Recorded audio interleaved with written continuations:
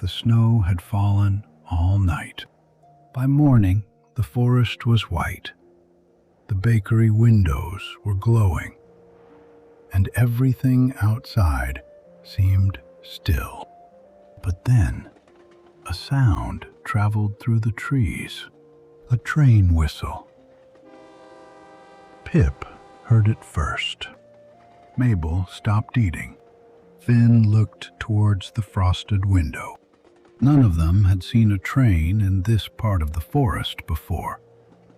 No tracks, no station, no smoke rising through the trees.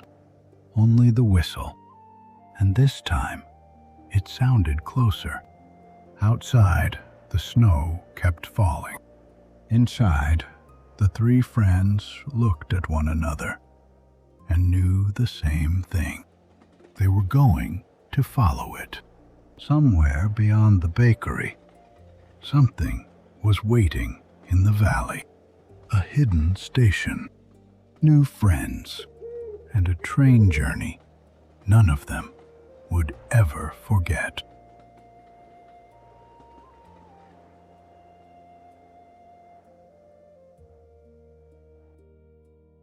By morning, snow had come quietly to the forest. It had settled over the bakery roof, softened the clearing beyond the windows, and wrapped the trees in a hush so deep that even waking felt like something to do slowly. Pip stirred in the cozy nook beside the oven wall, not quite awake at first, and aware only of warmth. It rested along his back and gathered beneath the cloths where he lay tucked beside Finn and Mabel. The bakery was dim around them, quieter than it had been before sleep, and for a little while, Pip did not remember everything in order. There was the faint smell of flour and a little honey, softer now, as though the night had kept only the memory of sweetness.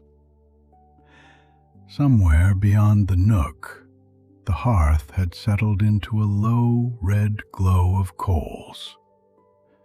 The room was not cold. It held the last of the bakery's warmth carefully. Pip shifted one paw beneath the blanket. Beside him, Mabel remained curled in the middle cushion. Finn slept on her other side, one paw stretched beyond his blanket, as if he had begun a journey in a dream and stopped halfway through. Pip watched them while the night before returned piece by piece. The forest path, the mist, the amber windows, the baker's quiet welcome. Honey drizzle rolls warm enough to make Finn forget his caution for several bites. And then, after sleep had almost taken him, the low sound from far away, a train whistle beyond the trees. He lifted his head. The bakery was still in the way a room becomes between one useful part of the day and the next. From beyond the small window came a pale kind of light that was not moonlight anymore. At last, he nudged Mabel gently with his shoulder. "Mabel," he whispered, "morning is here." Mabel's ears moved first. Then one eye opened, bright even before she was fully awake. She blinked at Pip, at the blanket, and then at the curved wall beside the oven. "Oh," she murmured, "we're still here." Mabel stretched carefully, trying not to disturb Finn, and disturbing him at once. He drew his loose paw back under the blanket and mumbled something that sounded like, "Only if it has stopped snowing." Mabel looked towards the window. As it started snowing, Finn opened both eyes then, slowly and with a great deal of seriousness. "I don't know," he said. "I was asleep when I said it." That made Mabel laugh softly, and the sound finished waking all three of them. They sat up together in the nook, blankets sliding from their shoulders, paws tucked close against the cooler air beyond the oven's warmth. The main room was quieter than it had been the night before. The fire was a deep bed of embers with a soft red center. The shelves of jars stood in dim rows along the curved wall, and the work table had been tidied, though a pale dusting of flour still marked the wood. They climbed carefully from the nook and stepped onto the floorboards. The bakery held a different kind of morning smell, less sweet than the honey rolls, more like fresh dough beginning again, with a little wood smoke and the clean scent of cold air somewhere nearby. Pale light touched the windows, and the glass showed faint feathering where frost had formed along the lower edges. The baker was already awake. She stood by the hearth with her sleeves rolled neatly, banking the embers with slow, careful movements. A small loaf sat beside her in a bowl under a cloth, rising quietly as if it too was beginning the day at its own pace. She glanced up as the three friends approached and smiled as though she had expected them at exactly that moment. "Good morning, travelers," she said. "Did the nook treat you kindly?" "Very kindly," Mabel said at once. Finn nodded, still blinking the last of sleep from his face. "It was warm all the way through." "That is the oven's best work after baking," said the baker. "It remembers heat for anyone who needs it." Pip looked towards the window again. The pale morning beyond it seemed brighter than it should have been beneath the trees. "Finn may have guessed something in his sleep," he said. The baker followed his gaze. "Then perhaps breakfast should come before guessing turns into going." She led them back to the little table by the hearth. In the morning, it seemed plainer and just as welcoming. The baker brought torn pieces of fresh bread, still warm enough to soften the butter, and 3 cups of something mild and steaming. The breakfast was simpler than the midnight rolls.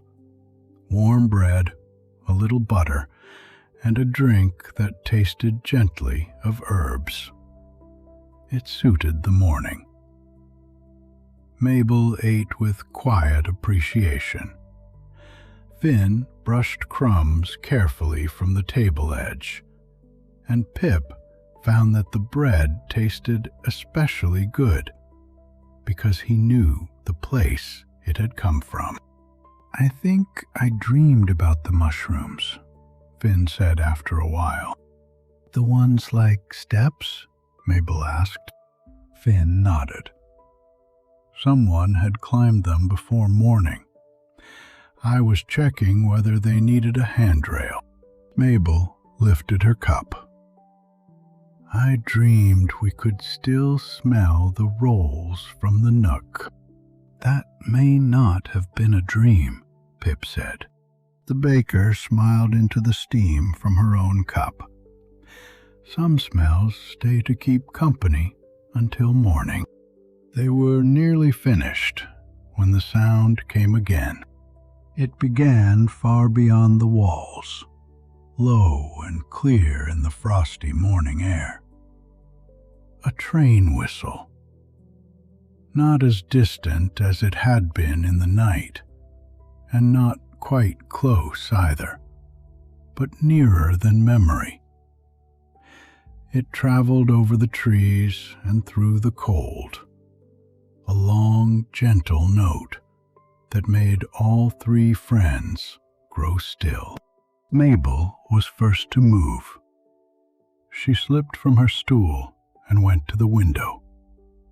Finn followed more slowly, cup still held in both paws.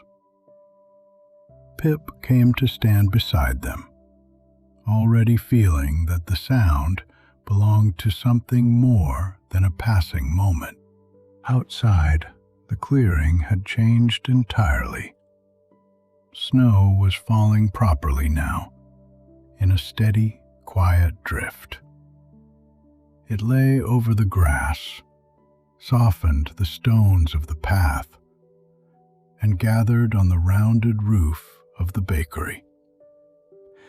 The forest beyond looked gentler and farther away. That was the sound from last night, Mabel said. Finn listened as if another whistle might arrive at once. It is closer now.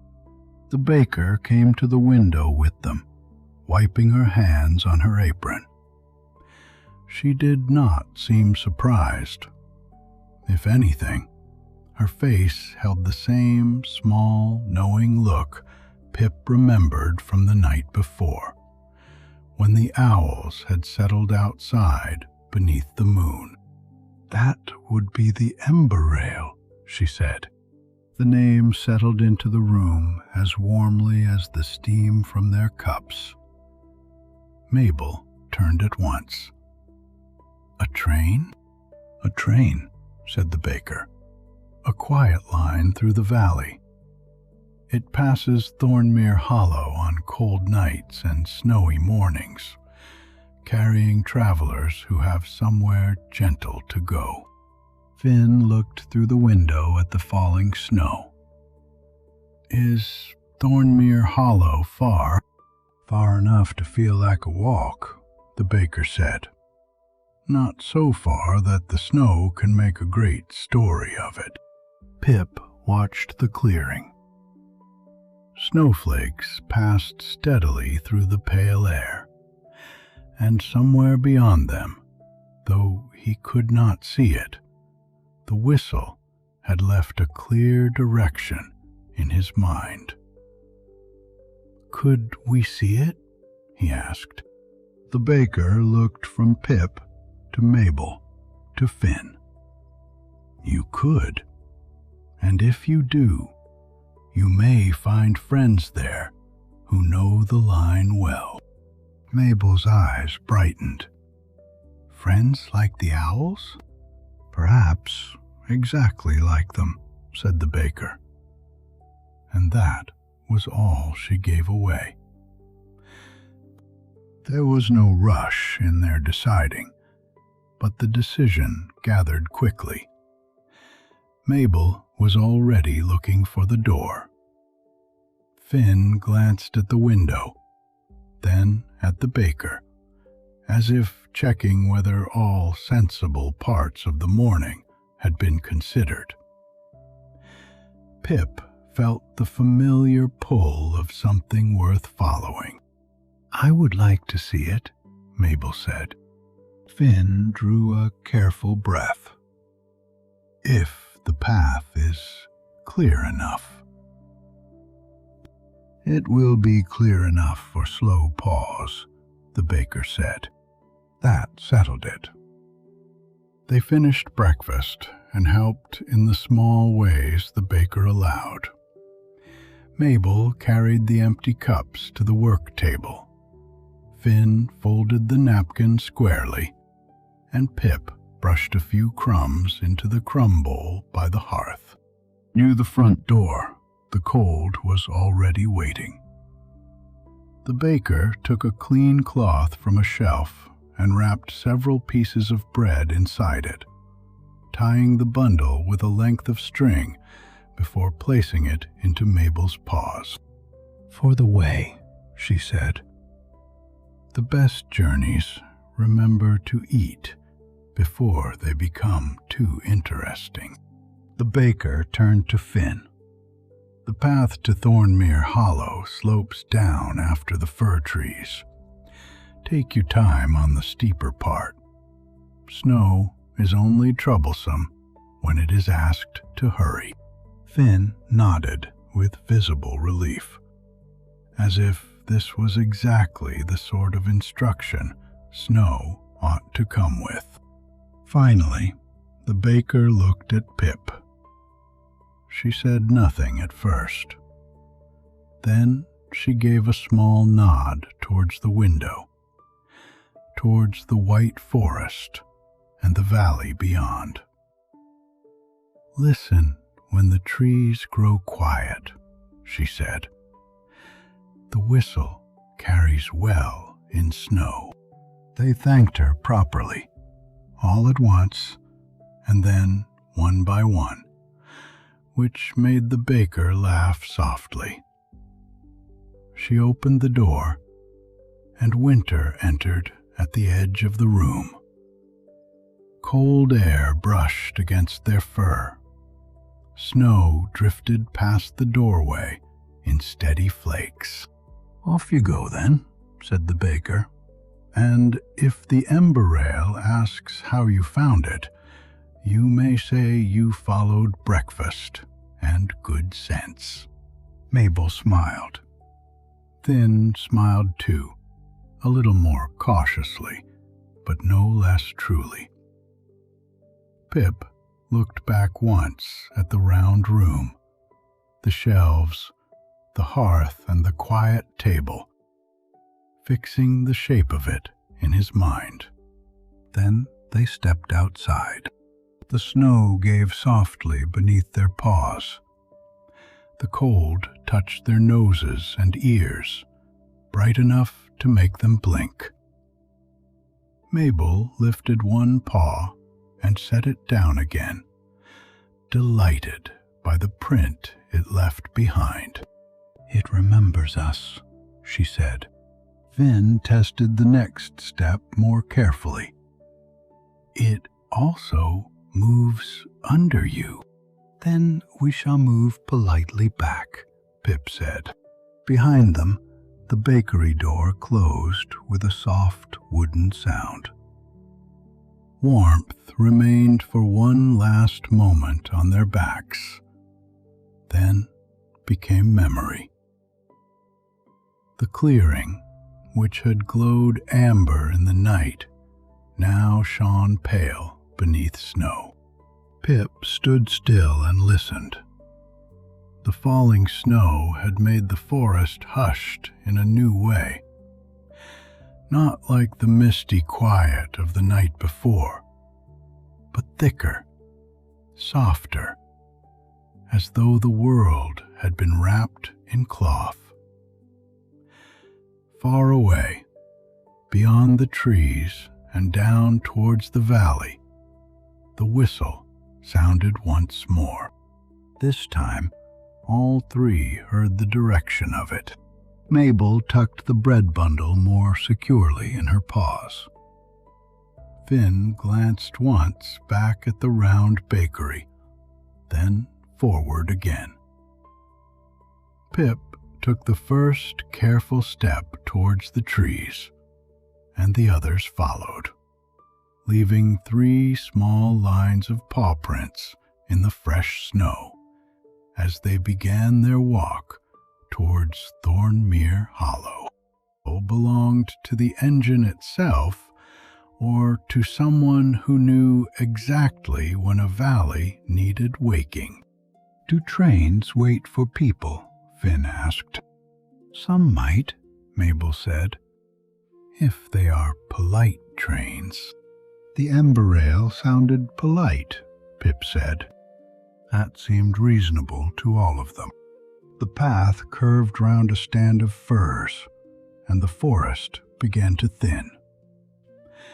The closeness of the trees eased little by little, opening small views between the trunks. First came a glimpse of pale sky, then a wider wash of light. Then the ground fell away beyond a snowy ridge, and the three friends stepped out into a small clearing where the valley lay below them. They stopped without speaking.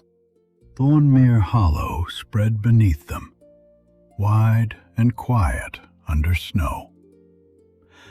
A frozen stream wound through the middle, showing here and there as a dark ribbon beneath a thin glaze of ice. Snow-laden trees stood along its banks, softened by the pale morning light. Mabel drew in a quiet breath. "I did not know it opened out like this." Finn had been expecting the valley to feel too large after the forest, but it did not. The wide air was cold and sharp, yet the sight below was so still that his caution eased into wonder. Pip followed the slope downwards until he found what the whistle seemed to have promised. Far below, near the bend of the stream, a small station roof sat beneath the snow, with a thin line of smoke rising beside it. "There," Pip said softly. Mabel leaned forward. "Is that the station?" "I think so," Finn said. "It has a roof that looks as if it is waiting for a train." The path down into Thornmere Hollow wound between lower shrubs and fence posts capped with snow. The station slipped out of sight now and then behind the curve of the land, only to return a few steps later, a little larger each time. As they descended, small railway details appeared. A dark fence line dusted with snow. Then a signal post standing straight beside the track far below. Mabel spotted it first and pointed with the bundle of bread. "That must be for the Emberrail." Finn studied it. "It looks very sure of itself." "Signals should, probably," said Pip. The open valley changed the feel of the snow. Here, the wind had pressed it into smoother layers, and their paws made firmer sounds. A light breeze tugged at their ears and made Finn tuck his chin slightly into his chest. Mabel noticed and shifted closer on the downhill side. "Warmer once we reach the train," she said. "If it has a stove," Finn said. "It sounded like a train that would have a stove," Mabel said. Finn gave this some thought and found it comforting enough. They were nearing the lower path when the whistle sounded again. This time, the whistle was close enough to seem part of the valley itself. Beneath it came something new, a faint hiss of steam. The three looked at one another with the same sudden understanding. "It is here," Mabel said. And this time she did laugh. Quietly, but with such clear delight that Finn laughed too. They quickened their pace, though not enough to forget the snow.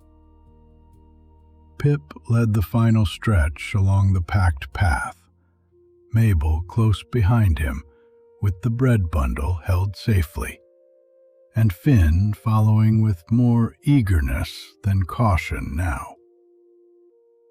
The station roof rose ahead of them, no longer distant, and the line of smoke beside it had become steam curling into the white air. Thornmere Hollow station was small, but it had the quiet importance of a place that knew exactly what it was for. A modest platform ran beside the track, its stone edge softened by snow. A wooden waiting shelter stood halfway along, with icicles hanging neatly from its roof and a bench tucked beneath it. Lanterns glowed from iron hooks despite the pale daylight, their warm circles of light falling over the boards and making the snow look honey-colored where it gathered below. The station sign was half covered, but enough of the dark letters showed for Mabel to read them slowly. Thornmere Hollow. "We found it," Finn said, sounding almost surprised that the world had kept its promise so plainly. They stepped up onto the platform.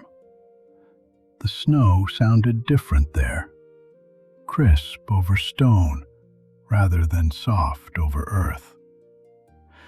The cold metal smell of the rails rose faintly through the air, mixed with coal smoke and frost. Beyond the platform, the track curved between two low banks and disappeared into a veil of steam and falling snow. For a moment, the station seemed to be holding its breath. No one else stood on the platform. The bench was empty. The lanterns burned steadily. The signal post waited in the distance. It was the particular quiet of a station just before a train arrives, when everything has been made ready, and nothing has quite happened yet. Mabel walked along the platform and began counting the sleepers she could see between the rails before the curve hid them. She stopped at 12 because the steam moved and the number became less important. Finn looked at the carriage marks in the snow near the edge and wondered aloud how tall the train might be when it reached them. Pip watched the curve itself, where the rails vanished into whiteness. Then the platform trembled beneath their paws. It was only the faintest vibration at first, a low murmur under the stone.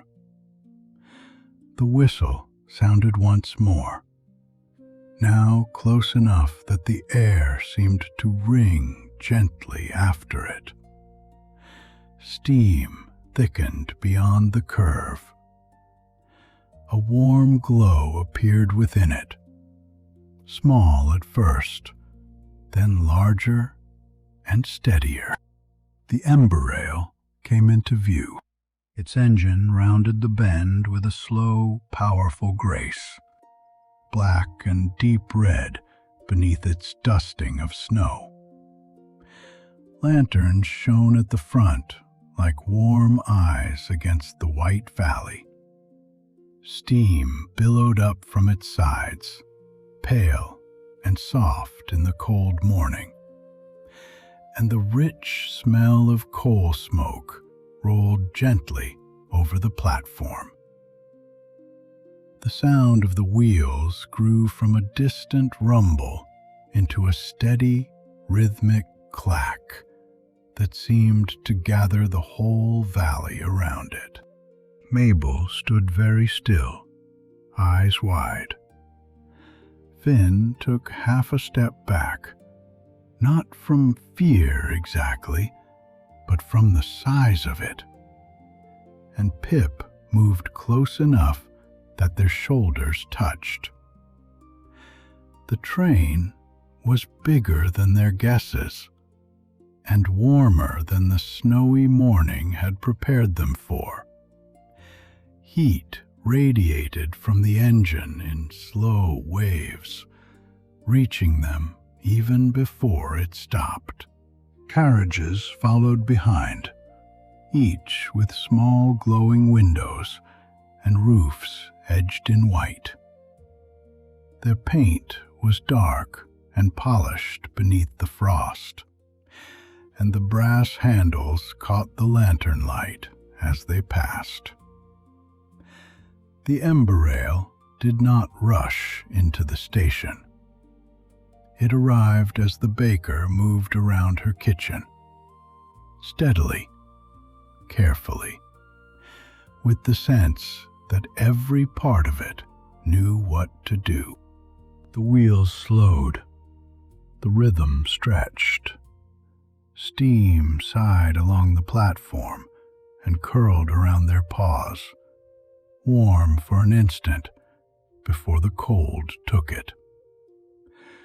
The final carriage slid into place beside the shelter, and the engine gave one last deep breath. Then the Emberrail was still. The sudden quiet after its arrival felt almost as large as the sound had been. Snow continued to fall. Steam drifted past the windows in slow folds. The station lanterns glowed through it, and the three friends stood close together on the platform, taking in the train's great, warm presence at last. Then, beside the nearest carriage, a brass handle turned.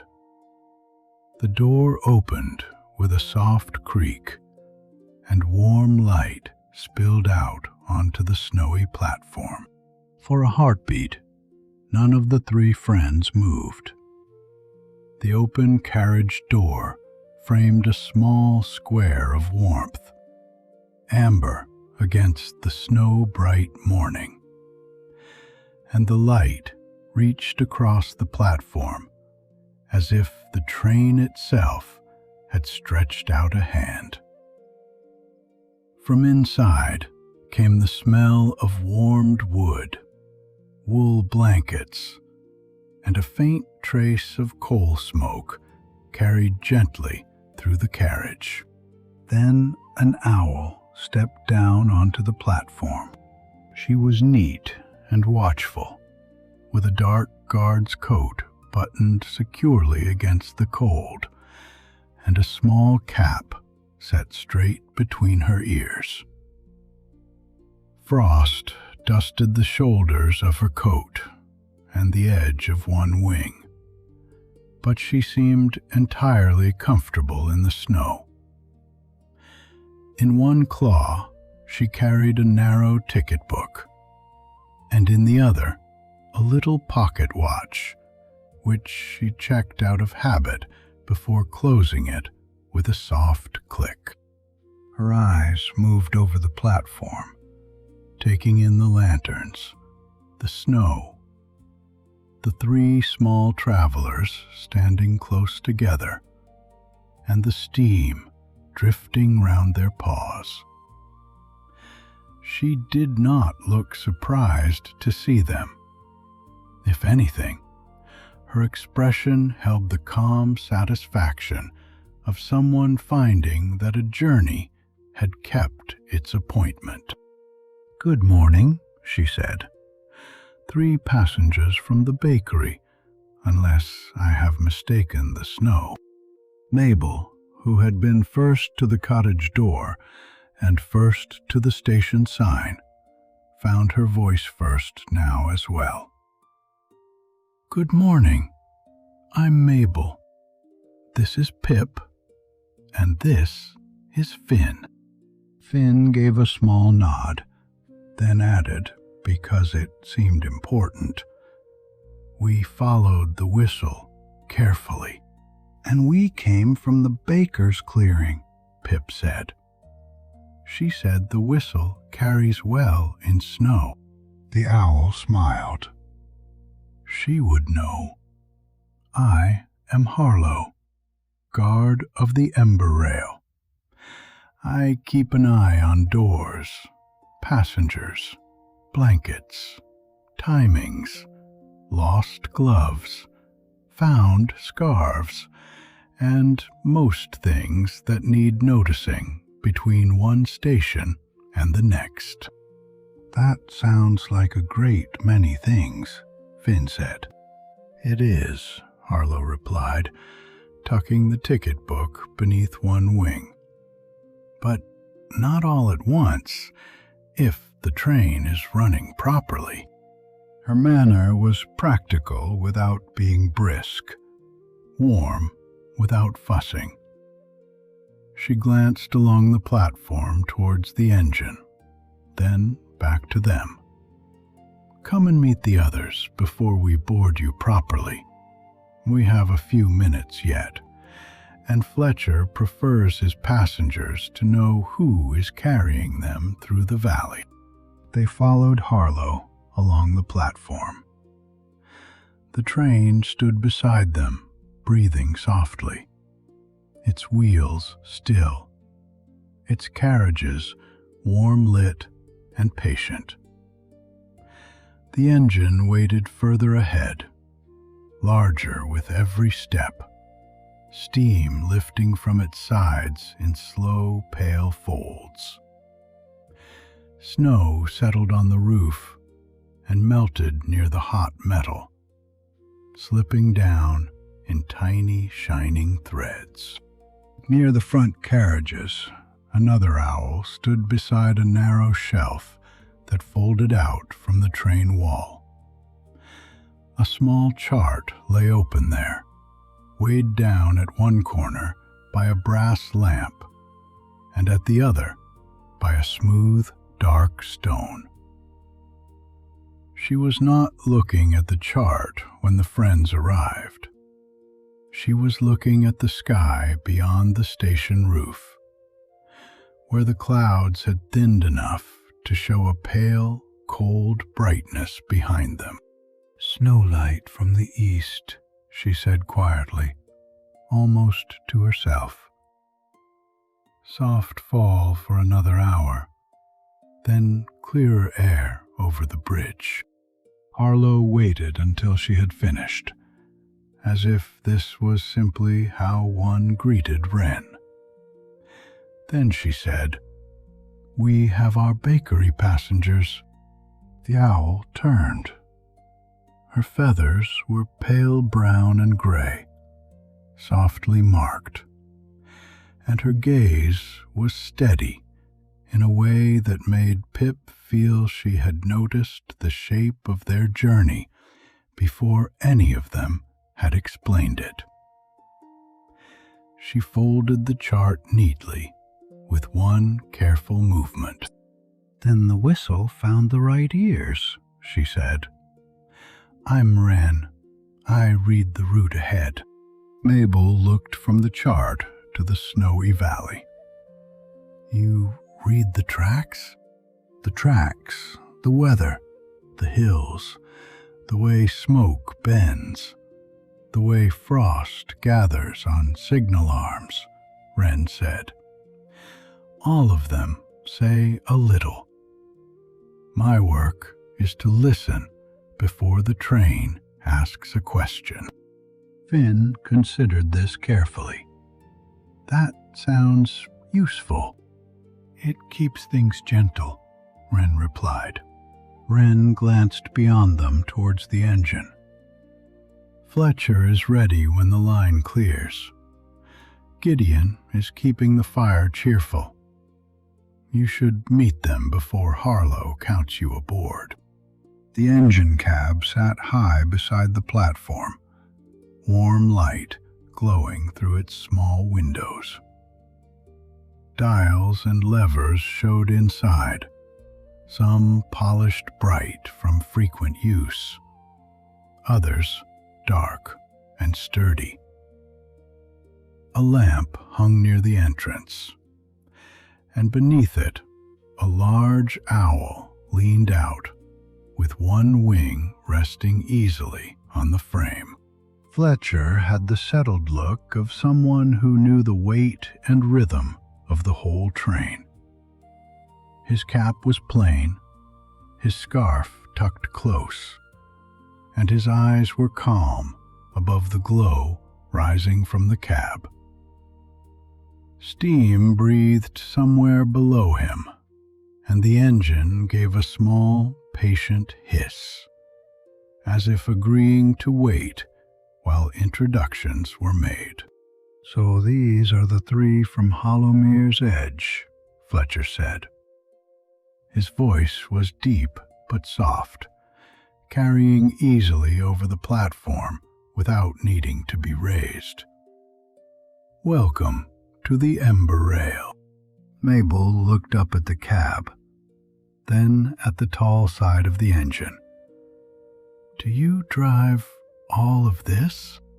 "I help it go where it already knows how to go," Fletcher said. "A train remembers its line. A driver keeps the remembering steady." Finn looked into the cab. The levers and gauges did not seem as alarming as he had expected. They looked attended to. One dial glowed faintly in the lantern light.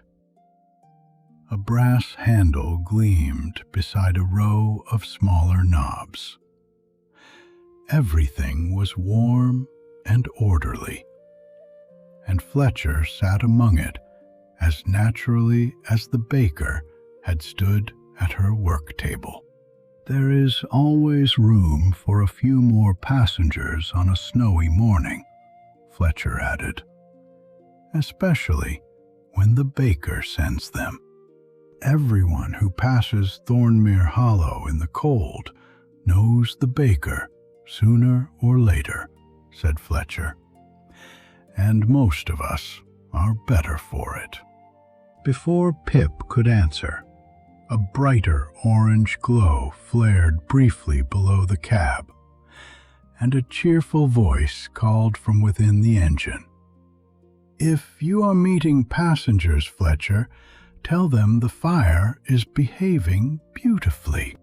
"Gideon is also behaving beautifully," Fletcher said, without turning round. "Mostly." The friends followed Harlow a little nearer to the engine's side, where a lower door stood open near the firebox. Heat met them before they reached it, stronger than the warmth of the carriage and sharper than the bakery oven. Inside, orange light glowed and shifted. The smell of coal smoke was richer there, mingled with hot iron and steam. Gideon stood near the firebox with a shovel in both claws and a scarf pushed loosely back from his neck. His feathers were a little sooty at the edges, and his expression was as warm as the fire he tended. He tipped a careful measure of coal into the glow, then rested the shovel upright beside him. "There you are," he said. "Bakery travelers. I thought I smelled bread on the platform."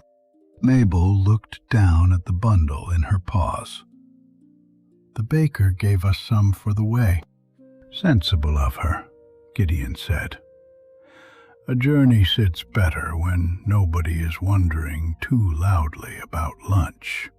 Finn, who had edged close enough to feel the fire without stepping too far in, blinked at the open glow. "Does the fire keep the whole train warm?" "It keeps the heart of it lively," Gideon said. "The rest of the train does its share. Pipes, stoves, blankets, good doors, and passengers who remember to close them." He glanced cheerfully towards Harlow. "Passengers are generally better at remembering once I have looked at them," Harlow said. Gideon laughed, a low, easy sound that seemed to roll out with the heat. "True enough. Come here a moment if you like. Not too near. Just near enough to tell your paws they are not on the snowy path anymore." They stepped closer, one by one. The firebox glow lit their faces orange and gold. Mabel held her paws towards it with open delight. Finn kept a sensible distance and found it exactly right. Pip watched the coals shift and settle, alive with quiet purpose. "If I let it grow too hungry, the train slows," Gideon said. "If I feed it too much, it grumbles. So we keep company with one another, the fire and I." "Like the baker and her oven," Mabel said. Gideon's eyes softened. "Very like that." A small bell sounded near the front of the train, gentle but clear. Harlow looked at her pocket watch again. "Time to board properly," she said.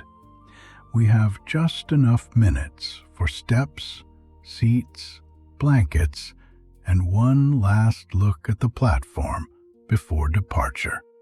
They thanked Gideon, and he gave them a friendly nod before lifting his shovel again.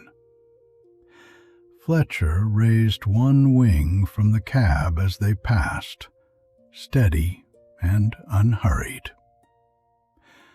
Wren had already returned to her chart, one eye on the sky beyond the station roof. Harlow led the friends back along the platform to the open carriage door, where the warm air waited just as invitingly as before. "All aboard," Harlow said, not loudly, but with a pleasant formality that made the words feel important. Mabel went first, because of course she did. She climbed the steps with the bread bundle tucked carefully against her side, then turned at the top as if she had always meant to help the others. Pip followed, and Finn came last, pausing only once to check the distance between platform and step. Finn looked pleased and climbed aboard. Inside, the carriage welcomed them at once. It was longer than it had looked from outside, with polished wooden walls, warm lamps set in brass brackets, and deep seats upholstered in a dark green cloth that seemed made for winter journeys. A small stove glowed at one end, behind a safe iron guard, and above the seats were shelves holding folded blankets, lanterns, and a few neatly stacked books with cloth covers. The floor moved very slightly beneath them, not enough to unsettle anyone, only enough to remind them that the carriage belonged to a train, and the train was alive with waiting motion. The cold from the platform fell away quickly.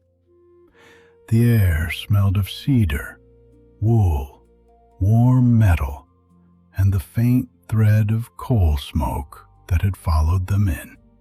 Mabel went straight to a window seat halfway down the carriage.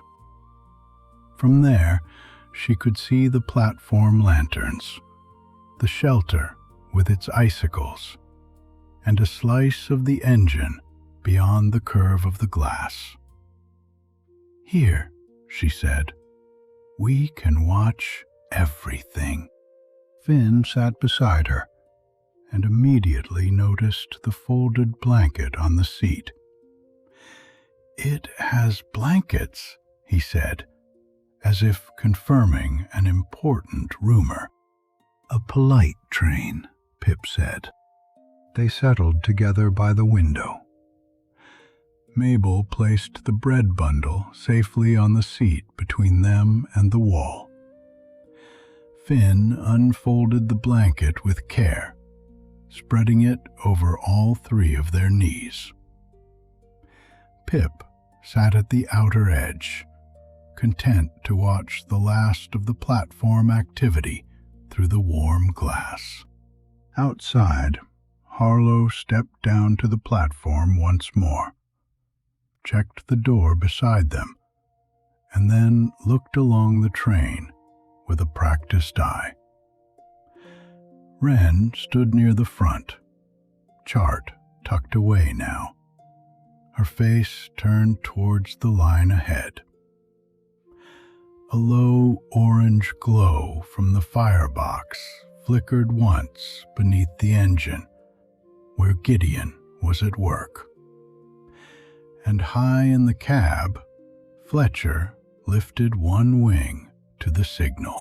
The whistle sounded from within the train this time, low and rounded, as if it had been keeping its voice warm for them. It was close, but not loud. Warm, gentle, and round at the edges. Finn noticed it without quite sitting up. Mabel let her paw rest against the window. Pip felt the sound pass softly through the carriage, through the seat, and into the blanket across their knees. After that came the smallest shift, so gentle it felt almost like the train taking a slow breath. The carriage answered with a quiet creak. The wheels turned once, then again, and the platform began to drift past the window. "We're moving," Mabel whispered, as if saying it too brightly might disturb the quiet. Finn did not answer at once. He was watching the station shelter drift by, the icicles along its roof catching the lantern glow. Then the sign appeared, Thornmere Hollow, half covered in snow, and slid away behind them. "We really are," he said softly. The train gathered itself by degrees, never hurrying, and never asking anyone inside to hurry either. The wheels found their rhythm beneath the floor, a steady clack that softened into one smooth motion. Steam drifted past the window and cleared to show the edge of the platform falling behind, the lanterns growing smaller in the snowfall, and the waiting shelter becoming a small, warm shape in the white valley. Pip leaned back against the seat, feeling the blanket, the warmth, and the gentle movement all around him. Harlow passed through the carriage once, making sure the door was secure, then gave them a quiet nod before moving on. Ahead, unseen but near in the train's steady purpose, Fletcher, Gideon, and Wren were already keeping the Emberrail true to its line. Outside, Thornmere Hollow's station slipped fully from view. The snowy valley opened ahead, pale and wide, and the Emberrail carried them onward into it. At first, the three friends did not speak. Thornmere Hollow opened wide and pale beyond the window, the valley seeming to move rather than the train. Snow-laden trees slipped past in slow procession. Low banks rose and fell beside the track, and now and then a dark fence line appeared and vanished behind the curtain of steam. The wheels settled into a sure rhythm. Inside, the little stove kept a steady warmth. Outside, frost gathered delicately along the lower corners of the glass. Mabel leaned close enough that her breath misted the window. Finn sat tucked beneath the blanket, no longer worrying about the steps or the doors, now that both had behaved properly. Pip watched the reflection of the carriage lamps appear over the snowy fields, as if warm lights were traveling outside alongside them. A frozen stream flashed briefly below the track, dark beneath ice, with small white stones showing through where the snow had not settled. Then the line curved. Trees gathered between them and the water, and the stream was gone. "It keeps showing us things and taking them away again," Mabel said softly. "That may be how train windows work," Finn replied. "You have to notice quickly." The carriage door opened at the far end, and Harlow stepped in with the balance of someone who knew every sway of the floor. She carried a small tray with covered cups set into round holders, each one steaming faintly. "First valley stretch settling well?" she asked.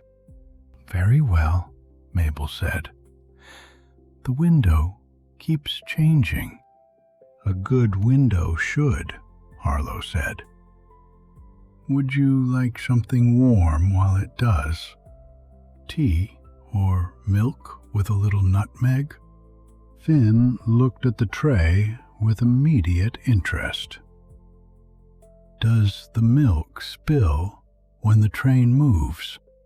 "Not if one respects the cup," Harlow said, placing it carefully into his paws. "And not if the cup respects the train." That seemed fair to Finn. Mabel chose tea. Pip chose milk, and for a while the carriage held the soft clink of cups and the warm scent of nutmeg mingling with wool and cedar. Harlow checked the blanket over their knees and gave them a satisfied nod.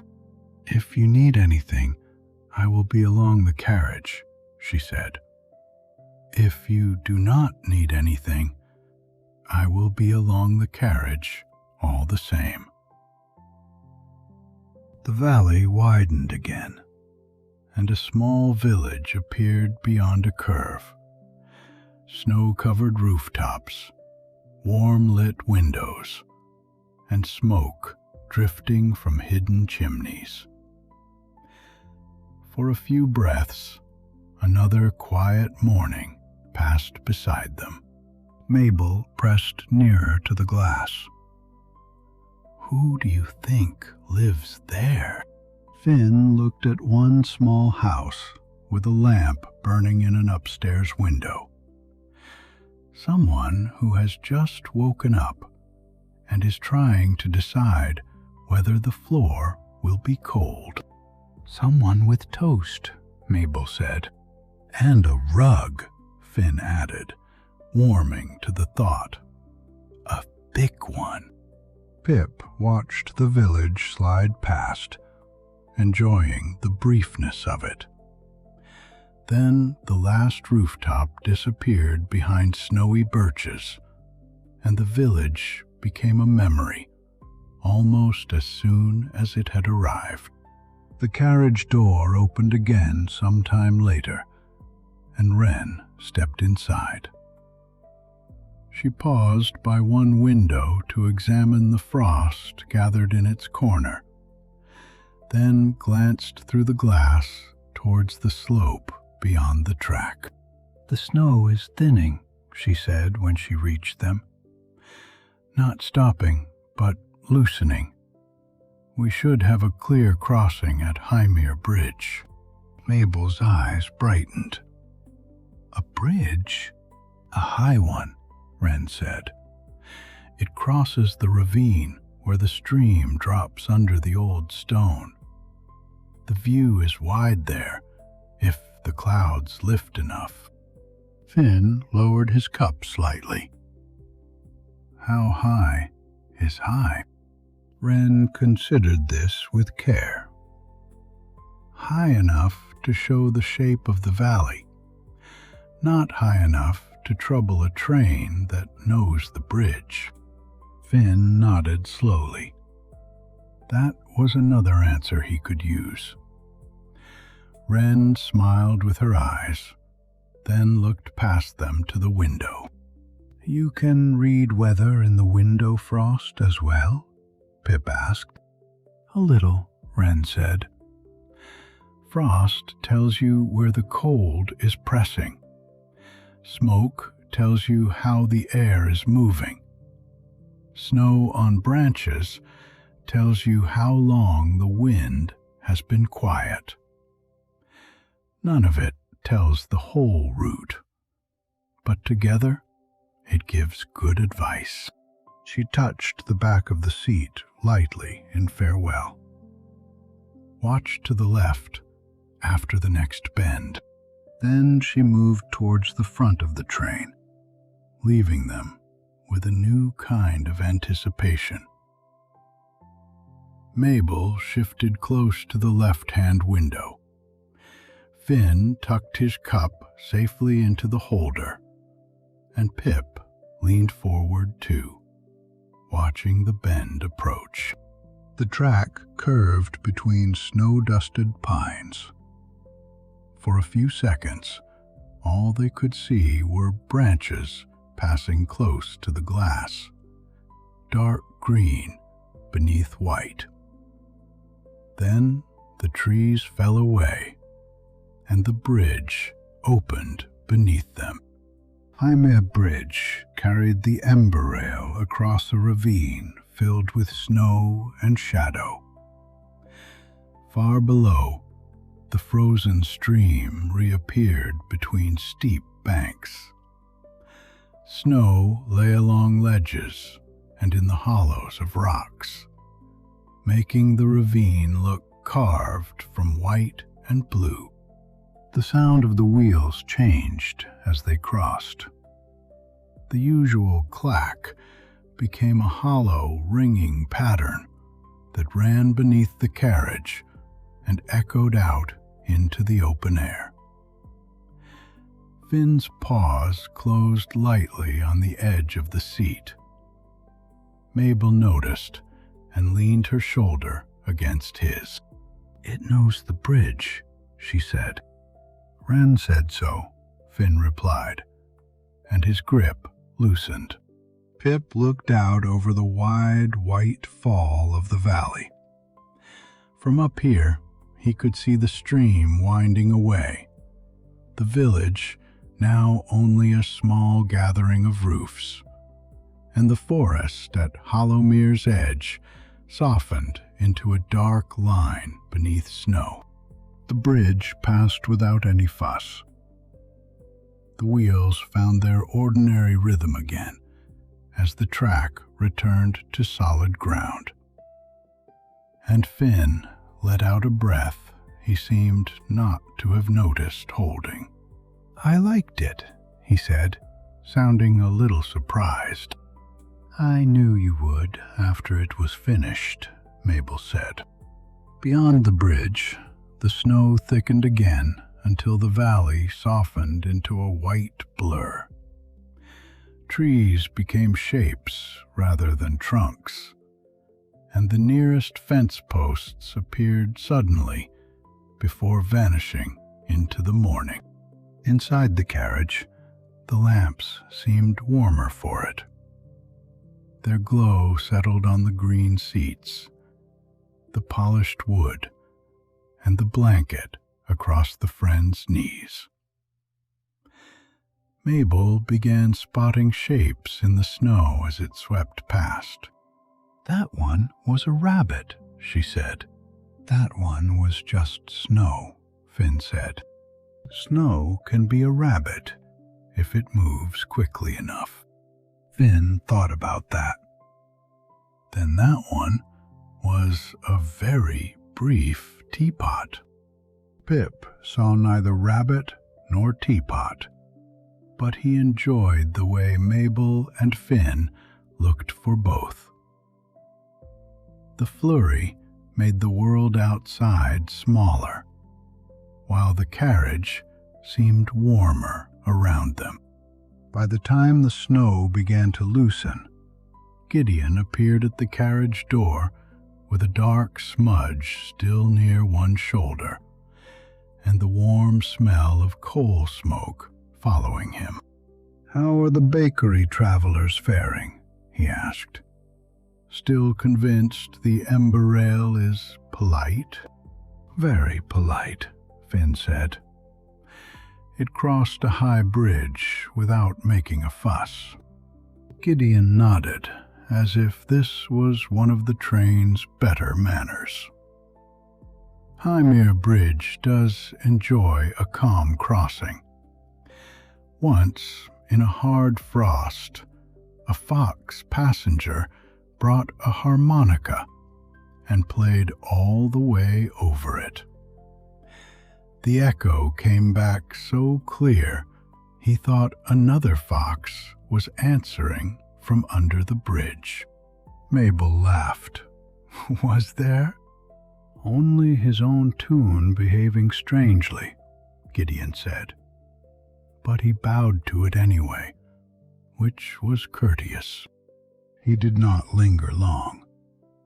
The firebox was waiting, and he had the manner of someone who could enjoy a conversation while never forgetting his work.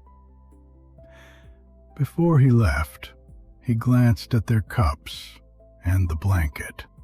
"Good," he said. "Warm passengers make for a smoother valley." Then he was gone, carrying his coal smoke warmth back towards the engine, and the carriage settled into a quieter stretch. The snow outside thinned to a soft drift again. The friends' conversation became quieter too. They spoke of the bakery, the station, the bridge, and the owl crew, each memory settling more gently than the last. "I think my favorite part was when the station appeared below us," Mabel said. "No, the bridge, or the door opening. Perhaps I have several favorite parts." Finn looked down at the blanket. "I liked finding out the train has sensible steps." "And the bridge?" Mabel asked.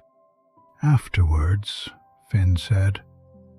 "I liked it very much afterwards." The lamps seemed to glow more gently as the miles passed. The wheels rocked the carriage in their steady way, and the warmth from the stove held firm. Mabel's head rested briefly against the window frame.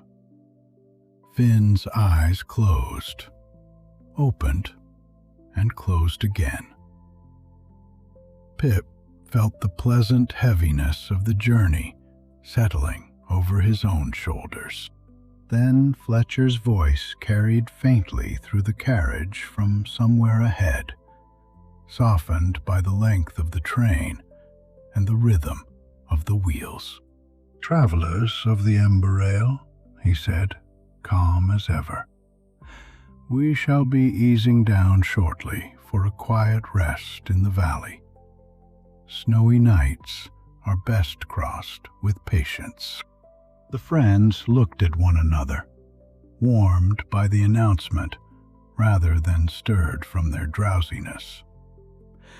Outside, the snowy valley continued to pass in soft white folds, and beneath them the wheels kept their steady rhythm a little longer, carrying them towards the place where the Emberrail would pause for the night. Fletcher's words settled through the carriage as gently as another blanket. No one hurried in response. The announcement felt simply like one more part of the Emberrail's way of traveling. Steady when moving, patient when pausing, and careful with everyone it carried. For a few more minutes, the train continued along the valley with its familiar rhythm. The wheels spoke beneath them in their calm pattern, and the snowy view outside moved in soft layers of white, gray, and blue. Then, almost before the three friends noticed it, the rhythm began to lengthen. The clack of the wheels stretched farther apart. The gentle rocking eased. The fields beyond the glass, which had been slipping steadily past, seemed to slow with the Emberrail, as if the whole valley had agreed to take a deeper breath. Mabel lifted her head from where it had nearly settled against the window. "Are we stopping now?" she asked, a voice soft with drowsiness rather than impatience. Finn listened carefully, as though the answer might be hidden in the floorboards. "I think we are stopping slowly." "That sounds like Fletcher," Pip said. The train eased down until the wheels gave only a final few quiet turns. Steam drifted past the window in slow folds, then thinned. There was a soft sigh from somewhere ahead, a settling creak through the carriage, and then the Emberrail came to rest. The stillness felt different from Thornmere Hollow station. Outside lay an open snowfield, wide and unbroken, with low hills beyond it, and a dark line of trees far to one side.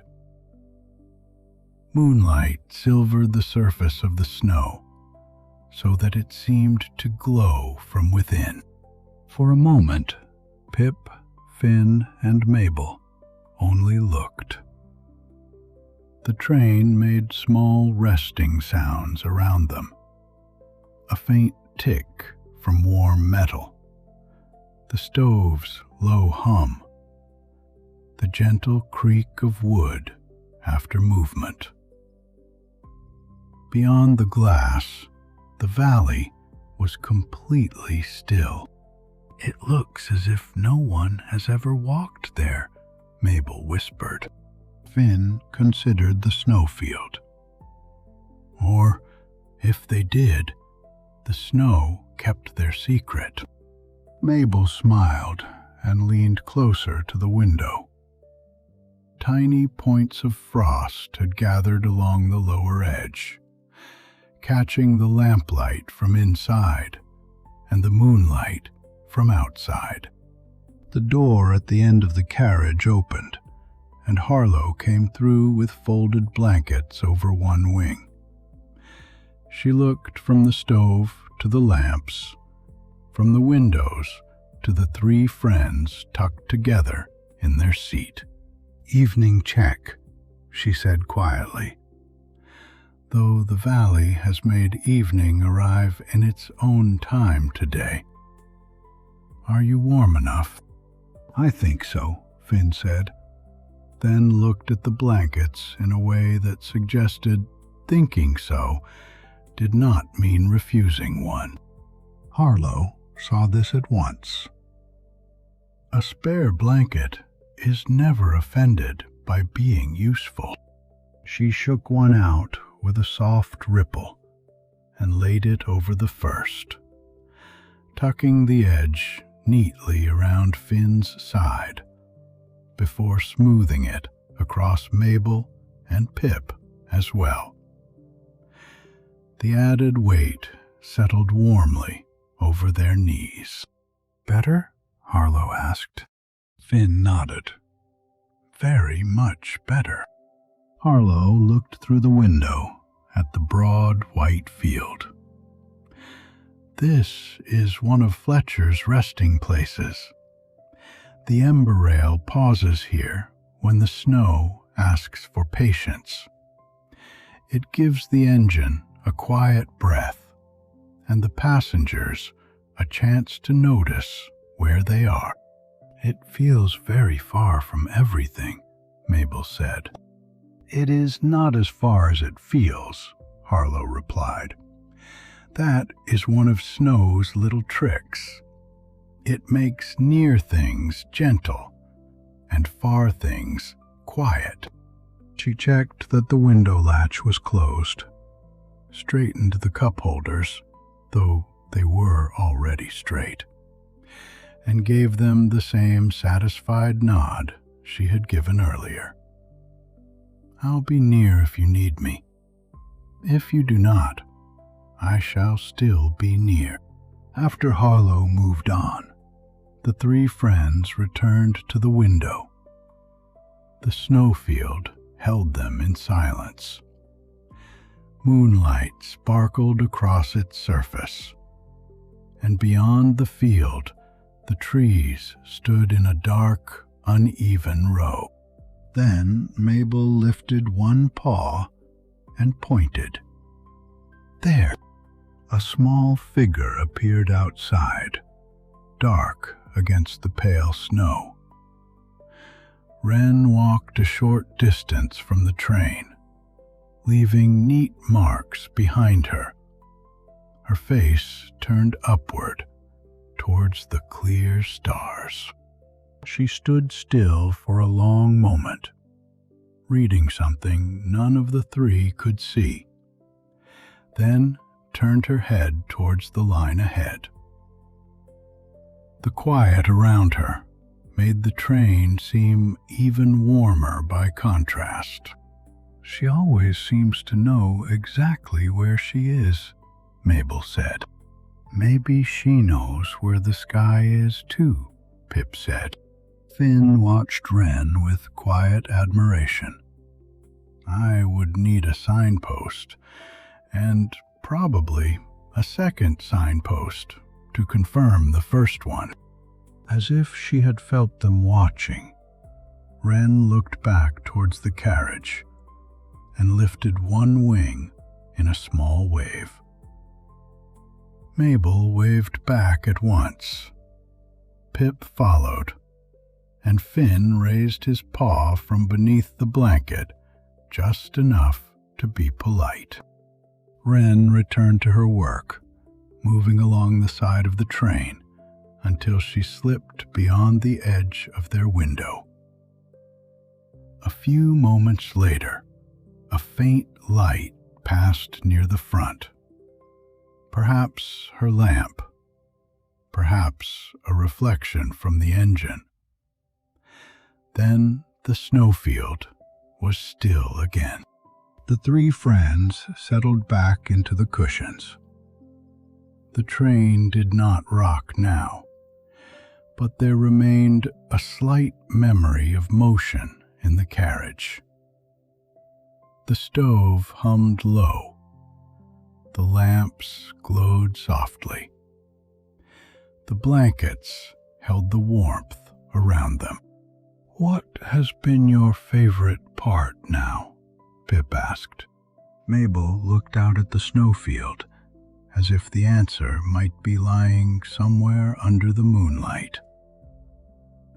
"The door opening at the station," she said. "No, meeting Harlow.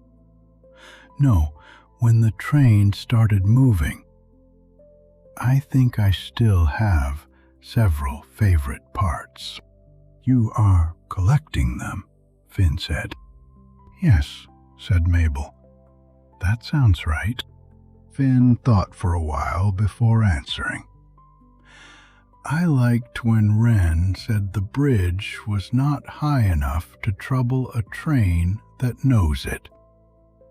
I have been thinking about that." "Because it helped?" Pip asked. Finn nodded.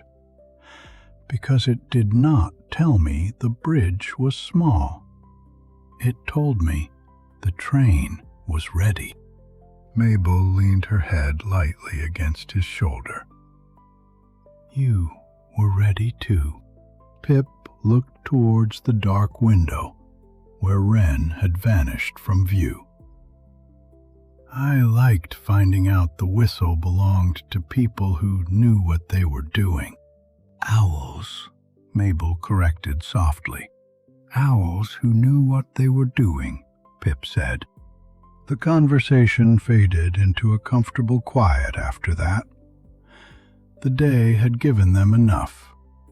The bakery morning, the snowy path, the first sight of Thornmere Hollow, the Emberrail arriving through steam, and now this pause in the wide, white valley.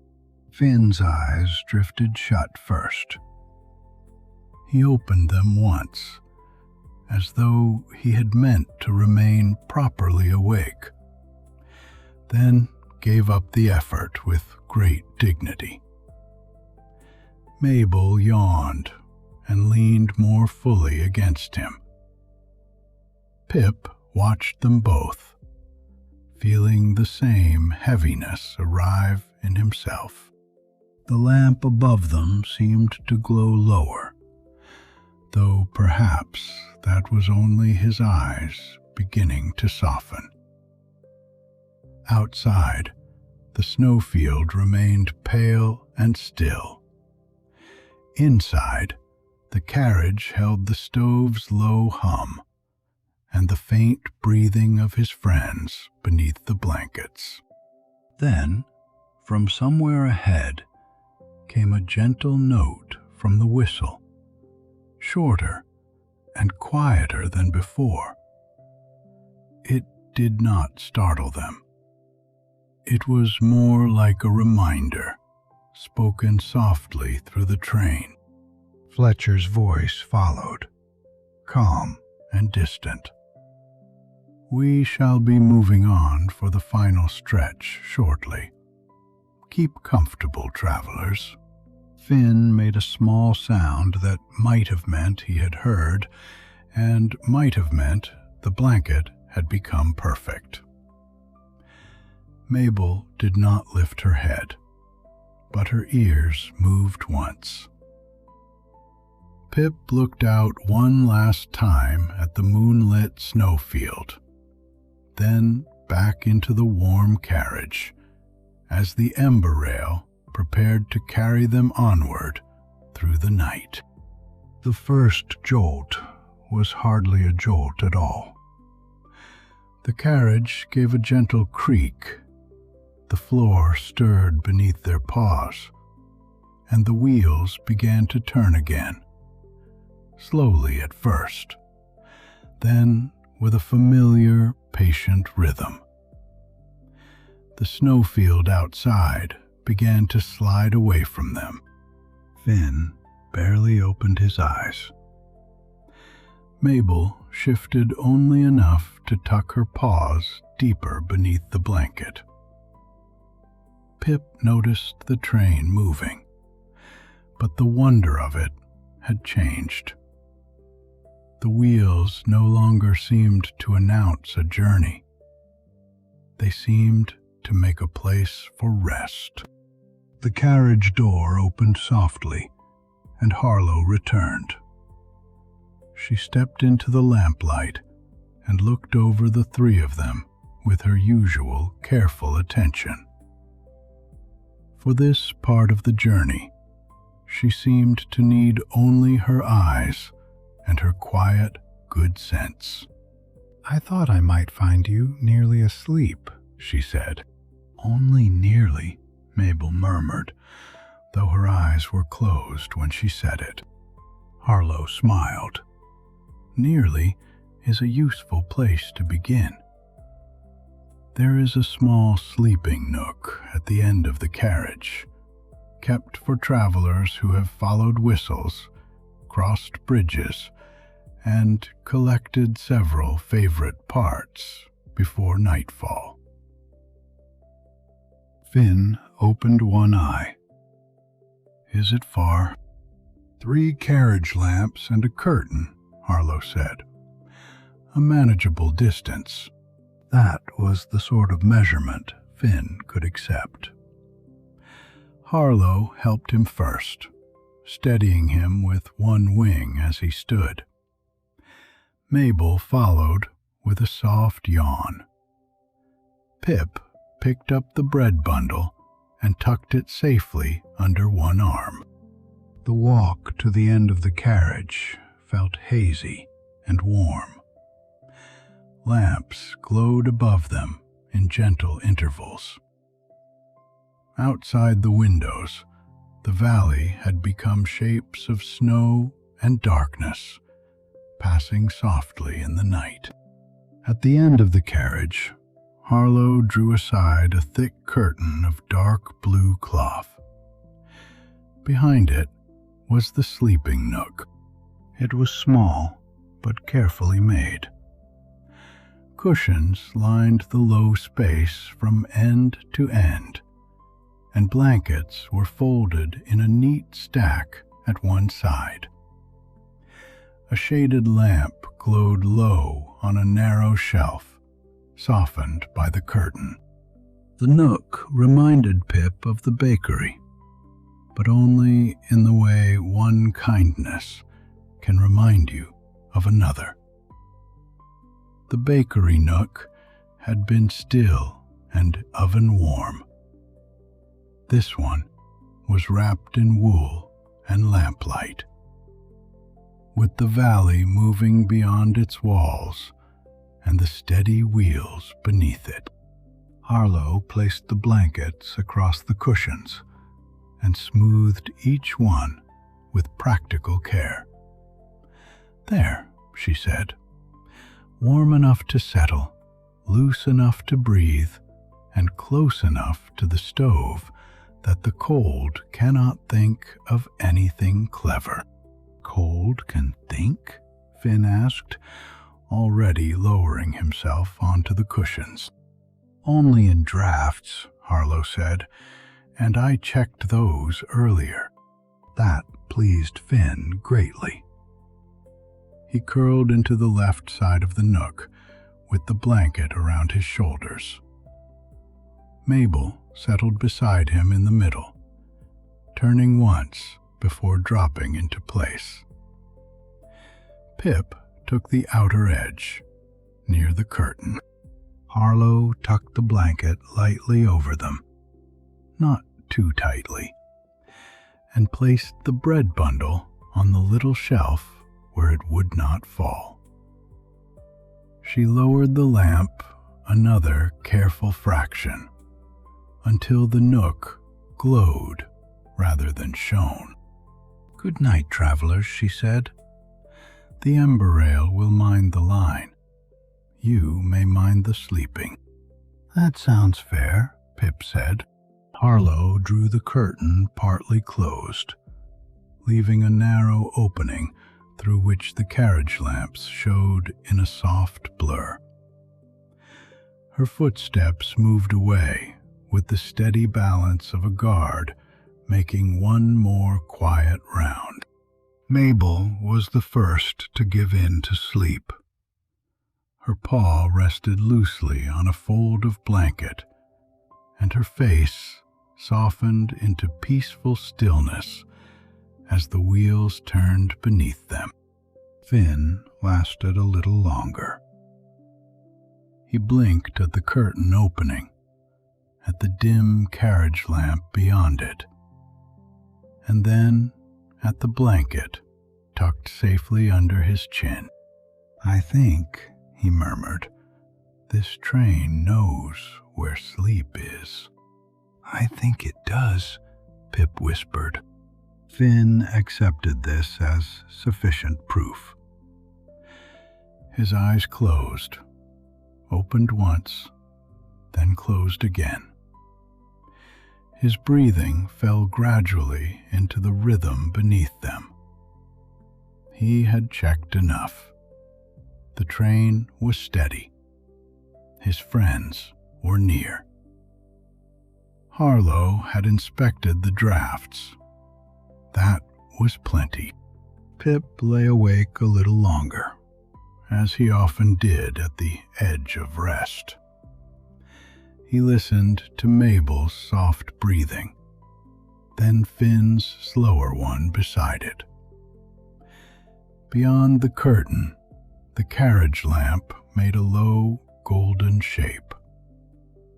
Beyond that, the train moved through snow, darkness, and valley air. He thought of Wren reading weather in frost and smoke, of Fletcher steady in the cab, and Gideon laughing beside the firebox. The owl family did not feel new now.